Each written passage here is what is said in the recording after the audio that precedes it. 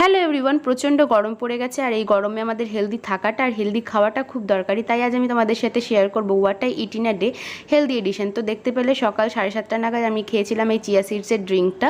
তারপরে আমি ব্রেকফাস্ট করেছিলাম প্রায় 11টা সাড়ে 11টার দিকে, কারণ আমার স্কুল থাকে, স্কুল থেকে এসে তো এটা একটা চিড়ের পোহা, সেটা আমি খেয়ে নিয়েছি। একদম অল্প তেলে যত সবজি থাকে বাড়ির দিয়ে বানিয়ে নেবে, খুবই হেলদি খাবারটা। তারপর আমি দুপুরে 2:30 নাগাদ খেয়েছিলাম, 2:30 থেকে 3টের মধ্যে এক বাটি ভাতের মতো। সেই ভাতের সাথে খেয়েছিলাম মাংস, আর এখানে একটা মাংসের আলু আমি নিয়েছি, কারণ অন্য সময় আলু খাই না, বাট মাংসের আলুটা আর ছাড়তে পারিনি। তো এখানে আমি লাঞ্চটা করে নিচ্ছি, এই ভাত মাংস আর শশা তো থাকেই সাথে। তারপরে আমি দেখো দুপুরের দিকে মানে খাওয়া দাওয়া হয়ে যাওয়ার পরে বিকেলের দিকে খেয়েছিলাম এই তরমুজটা।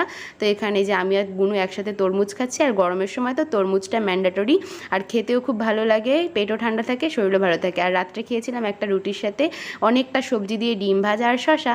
এটাই ছিল, টাটা।